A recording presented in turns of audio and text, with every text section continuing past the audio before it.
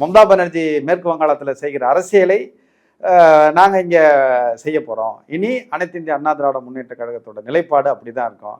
எங்களுக்கு தேசிய அளவில் பாஜகவுடைய காங்கிரஸோடைய கூட்டணி இல்லை அப்படிங்கிறதுல உறுதிப்பட சொல்லிட்டோமே நாங்கள். அதில் இல்லை, அப்படி ஒரு நிலைப்பாடுன்னும் போது தேர்தலுக்கு பின்னர் அப்படின்னும் போது ஒருவேளை யாருக்காவது ஒரு ஆதரவு